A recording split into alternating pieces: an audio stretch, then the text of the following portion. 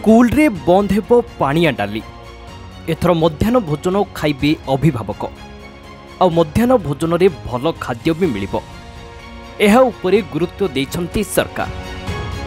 हाँ आज्ञा आमे अनेक समय रे देखिछे मध्याह्न भोजन को नहीं अभियोग आसी थाए केउठी डाली कि परिबा न थाए तो आउ केउठी पोकरा चाउल रे भात कथा आसे। एहाकू रोकिबा पई एबे सरकार बड़ निष्पत्ति नेइछंती।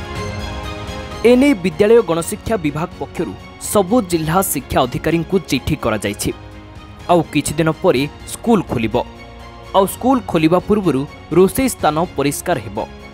एहा सह प्रतिदिन मध्याह्न भोजन केमिति कोन होईछि तार मान परीक्षण कराजिबो एने निर्देश देइछि गणशिक्षा विभाग।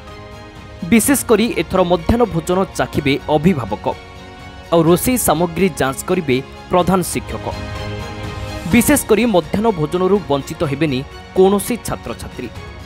सरकार को एभली पदक्षेप को स्वागत करिसेंती अभिभावक।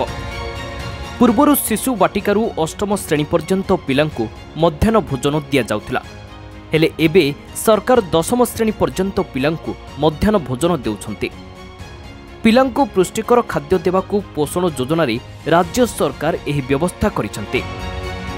सबुठारु बड़ कथा हैला अनेक समय रोषेई समय असावधानता अवलंबन करा जाय थाए खाद्यर मान मध्य ठीक रहे नाही।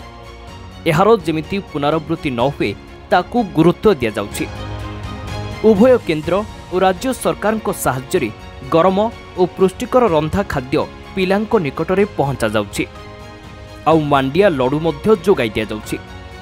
आगोकू एथिरे क्षीर देबाकू सरकार योजना करिसेंती।